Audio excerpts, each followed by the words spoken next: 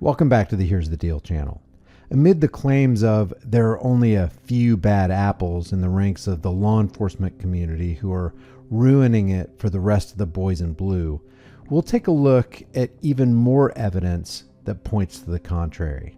The problem is systemic and has spread like cancer in every department in every state in America.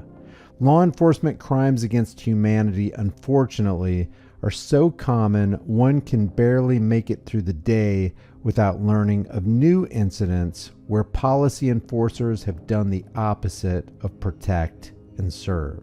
Shortly after 5 a.m. on November 5th, 2018, Corporal Jessica Hooper and Officer Gary Zwadny from the Anne Arundel County Police Department ascended the stairs to the apartment above the garage at 103 Linwood Avenue in Ferndale to serve one of the new Second Amendment trampling red flag extreme risk protection orders. This would allow the officers to unconstitutionally confiscate guns from the man who lived there.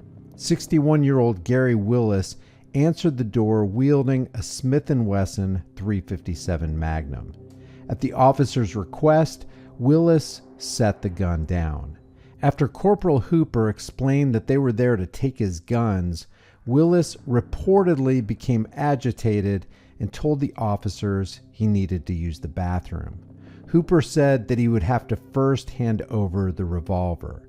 When Willis said they're not taking the gun, Corporal Hooper grabbed the revolver with both hands while Willis had hold of it. One round reportedly fired from the gun as Officer Zwadny shot Willis 5 times, killing him in his own home. This red flag law became the medium that gave officers the green light to make Gary Willis insecure and to finally die in his own home in violation of the Fourth Amendment. 30-year-old former Jackson County Sheriff's Deputy Zachary Wester was found guilty on charges of racketeering, fabricating evidence, official misconduct, false imprisonment, and possession of controlled substances and paraphernalia, and was sentenced to 12.5 years in prison. Officer Wester's crimes stemmed from the initiation of minor traffic infractions, but culminated in innocent people going to jail on bogus drug charges, including possession of meth. Many of the victims saw their lives crumble as a result. Prosecutors wound up dropping charges in more than 100 cases. Self-incriminating body cam videos and other evidence came to light, including a secret stash of ready-to-plant evidence in the trunk of Wester's patrol car. It did return a presumptive positive for methamphetamine here on the side of the road. So my question is... I don't do anything. I don't mess with that stuff. This dirtbag would plant drugs in the vehicles of innocent people, cuff them, send them to a cage, and then go to bed and sleep peacefully at night, knowing he ruined the lives of dozens and dozens of people. We wish you a Merry Christmas. We wish you a Merry Christmas. What we got there, my friend? Look at there.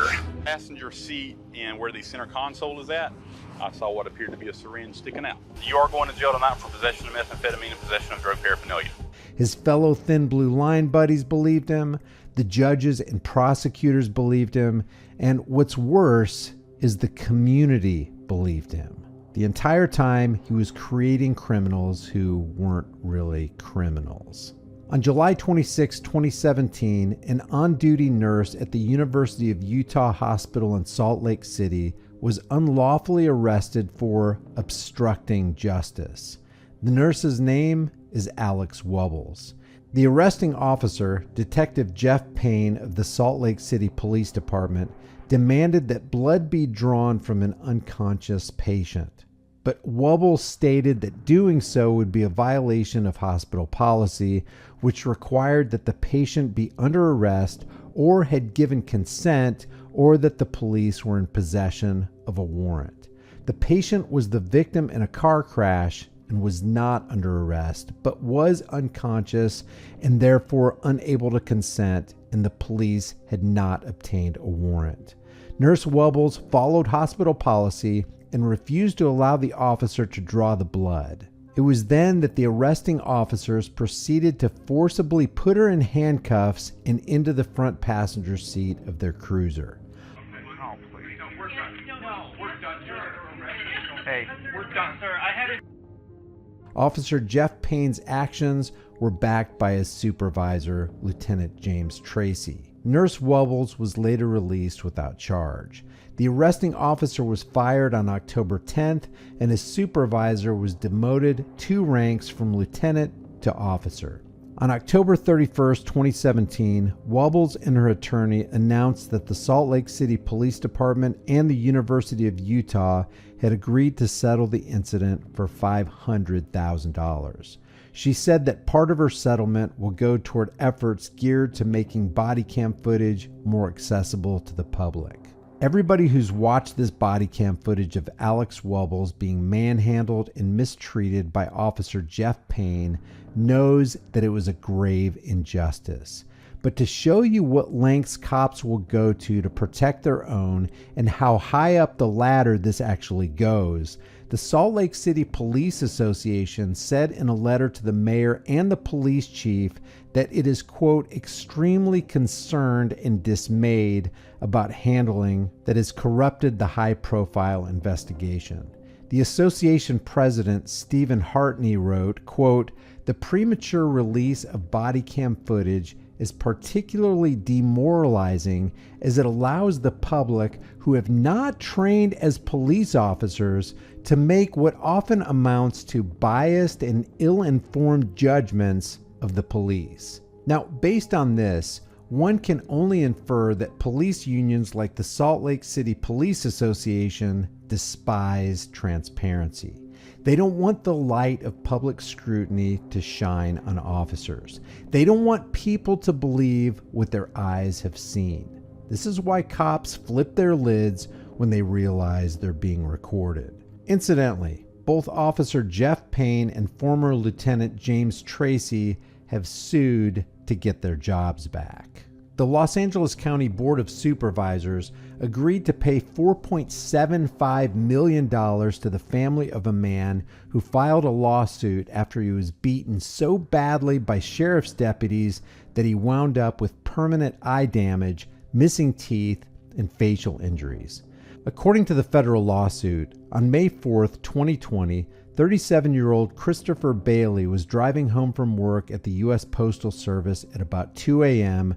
when he was stopped on Prairie Avenue for allegedly straddling the road lanes.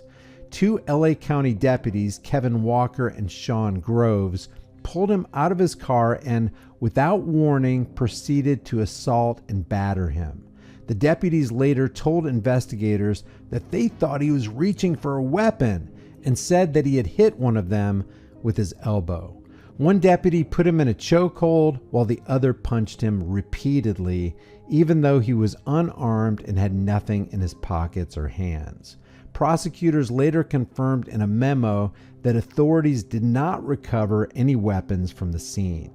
The deputies who pulled Bailey over called for backup, and 4 others arrived to join the fray. Louis Cano, Jackson Hill, Matthew Seno, and Joshua Parga arrived and allegedly piled on with the others to beat Bailey. According to the lawsuit, they spent several minutes punching and kicking Bailey as he lay on the ground pleading for his life. One of the deputies also used a taser on him.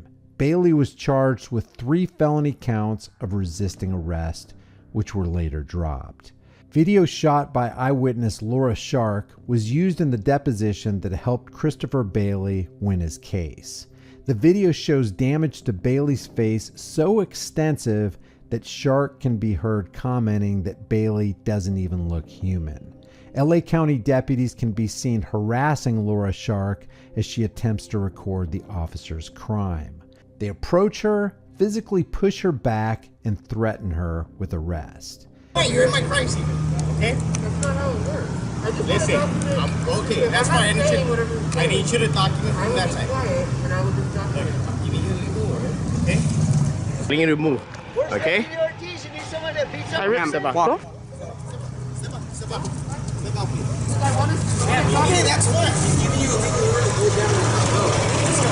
Just because you say it doesn't make it legal. Go tape it. If they What? stay inside, they're going to jail. Tape it. We're going to jail if you want to document what happened? That's exactly what I said. I didn't say shit. And this is why we record. If it wasn't for Laura Shark and other bystanders stopping to record, this crime could have gone unnoticed by the public and would have remained unnoticed if the LA County Sheriff's Department had any say in the matter. As for what happened to the deputies involved, the latest information comes from this LA Times article published on September 13th, 2023. They write, quote, "It's unclear whether the deputies are still with the department, but the district attorney's office formally declined to charge them this year. The deputies did not have body cams, so the only video of the incident was the recording captured by two police watchers who showed up at the end of the struggle after hearing chatter about it on their radios. In the video, prosecutors said Bailey did not appear combative. However, prosecutors wrote multiple deputies testified that Bailey had violently resisted arrest and at one point reached toward his waistband. Bailey's denial of those claims was, quote, insufficient to rebut the deputies' accounts, according to prosecutors. The memo said, quote, "It is indisputed that the deputies punched Bailey numerous times to the face and head, which resulted in substantial injuries. However, the non-lethal use of force and the extent of Bailey's injuries standing alone does not prove beyond a reasonable doubt that the force was not necessary." Unfortunately, the settlement in Bailey's case is the latest in a long string of high-dollar payouts for cases involving the LA County Sheriff's Department. In 2022, supervisors agreed to more than $47 million in payouts in a single meeting, the largest of which was an $8 million payment to the family of 18-year-old Andres Guardado, whose killing sparked protests in 2020. This year, the county agreed to another hefty payout, $13.5 million in settlement fees, in addition to a $15 million court verdict for the family of Kobe Bryant, concluding 3 years of litigation that began after deputies shared graphic photos of the 2020 helicopter crash that killed the Lakers star, his daughter, and 7 others. Now, did you notice the thread line that runs through every single one of these stories? With all the talk about all the good cops we hear so much about, not one good cop arrived on any of these scenes to apprehend and cuff the bad cops as they committed their crimes. This video right here is the latest in a series searching for all those good cops. It'll be placed in my Where Are the Good Cops playlist. Unfortunately, this will be an ongoing effort as more and more videos are released highlighting the systemic corruption taking place in departments all across America. If you have a story that you want me to highlight in one of these videos, leave a comment naming the victim, the officers involved, and the department they're with. I'll do the rest. Leave your thoughts about this for the world and the global thought police in the comment section below. If you haven't done so already, subscribe to the channel, hit the bell notification icon, give it a thumbs up, share it with everybody you know, and don't forget to subscribe to my email list through my website, highimpactflix.com. If you want to support the channel further, grab a shirt, become a channel member, but more importantly, fight for your rights and always record the police. I'll see you in the next video.